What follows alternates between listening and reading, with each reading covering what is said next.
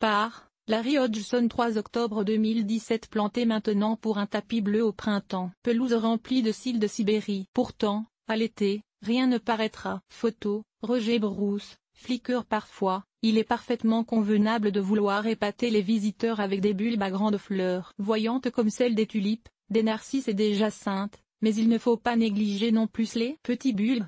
Ces mini-plantes plus discrètes, qui atteignent rarement plus de 10 à 20 cm de hauteur comme les crocus, les Chionodoxa, les muscaries, etc. C'est justement le cas de la cille de Sibérie, Scilla siberica, une très petite plante aux petites fleurs penchées. L'avantage de cette plante comparativement à d'autres petits bulbes est qu'elle se naturalise si bien dans les pelouses, plus que les autres. Une plantation de 10 petits bulbes donnera en seulement quelques années un tapis de 1 mètre carré. Éventuellement le tapis peut s'étendre pour couvrir toute la pelouse de jolies mais minuscules fleurs bleu-violet. Cille de Sibérie, Scilla siberica. Photo, Listsoveden, Wikimedia Commons. La cille de Sibérie se multiplie surtout par semences. Après la floraison, des capsules de graines se forment sur la tige florale, capsules qui mûrissent rapidement et lancent bientôt les graines au sol où elles germent au printemps suivant. Les petites plantes arrivent à la floraison déjà la 3e année, ce qui est très rapide pour un bulbe. Vous pouvez aussi récolter les capsules pour ensemencer les secteurs du gazon moins bien fleuris au printemps. La cille de Sibérie, malgré son nom, ne vient pas de la Sibérie, mais plutôt du sud-ouest de la Russie, du Caucase et de la Turquie. Je présume qu'il a reçu son nom à cause d'une erreur d'identification, chose courante dans le domaine botanique, mais j'aime croire qu'il vient de sa grande résistance au froid sibérien. Car effectivement, il est solidement rustique en zone 3 et vaut un essai en zone 2. L'autre avantage de la cille de Sibérie est qu'elle pousse presque n'importe où, s'accommodant du plein soleil jusqu'à l'ombre assez dense, des sols riches et pauvres, des sols acides et alcalins et des emplacements secs et moyennement humides. En fait, la seule situation où elle ne réussit pas est dans un sol réellement détrempé, car, comme presque tous les bulbes, la cille de Sibérie aime sécher un peu pendant l'été. Elle ne sera pas heureuse, par exemple, dans les gazons et les plates-bandes où l'on utilise un système d'irrigation automatisé, car ils sont généralement arrosés à outrance. Petite mais jolie, chaque bulbe de cille de Sibérie ne porte que 2 à 4 feuilles étroites et 1 ou 2 tiges florales penchées d'environ 15 cm de hauteur, chacune parée de 2 à 5 fleurs bleues étoilées pendantes. Le cultivar Spring Beauty le plus courant, est identique à l'espèce, mais a des fleurs d'un bleu plus soutenu alors que S. siberica alba a des fleurs d'un blanc pur. Plantez la cille de Sibérie par petits groupes pour un meilleur effet. Photo, Algirda, Wikimedia Commons. La plante étant réellement minuscule, il faut planter les bulbes par groupe d'au moins 10 bulbes pour obtenir un effet notable.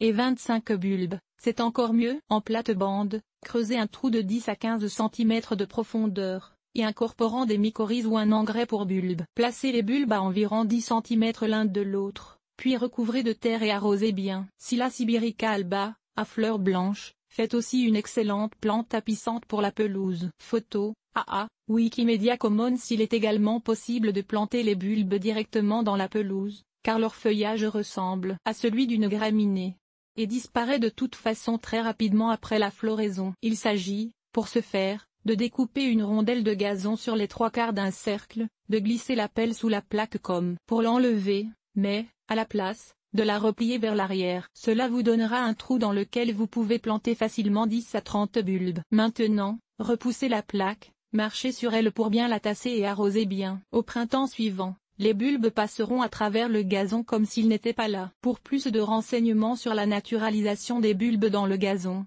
lisez Comment naturaliser des bulbes dans une pelouse. La cille de Sibérie se naturalise bien aussi dans les sous-bois, car ses feuilles et tiges florales traversent facilement le tapis de feuilles qui jonche le sol. Elle ajoute une note de couleur printanière particulièrement bienvenue dans ce coin du jardin où la couleur est souvent absente à cette saison. Des cils par centaines de façon générale, vous n'avez pas besoin de multiplier la cille de Sibérie, elle se propage toute seule. Cependant, si vous voulez la voir se multiplier plus rapidement, après quelques années de culture, déterrez les bulbes au cours de leur dormance, de juillet à septembre, séparez-les et replantez-les immédiatement dans un endroit propice. Envahissante. Une pelouse de graminées n'est d'aucune utilité pour les insectes pollinisateurs, il leur faut une pelouse fleurie. Photo, Clayton 800, Pixabay. La cille peut-elle être envahissante? Bien sûr.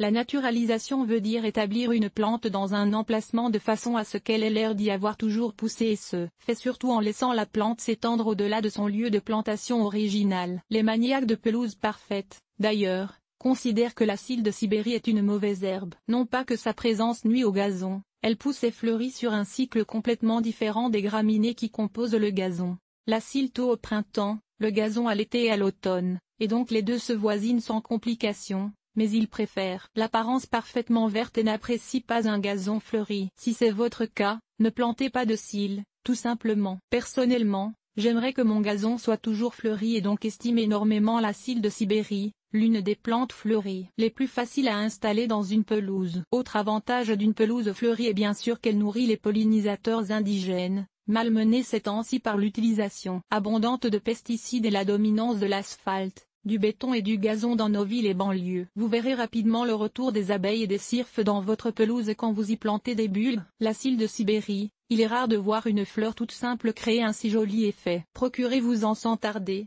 Les jardineries ne semblent jamais en commander suffisamment pour satisfaire la demande pour cette plante qui est en passe de devenir l'une des plus grandes vedettes du jardin printanier.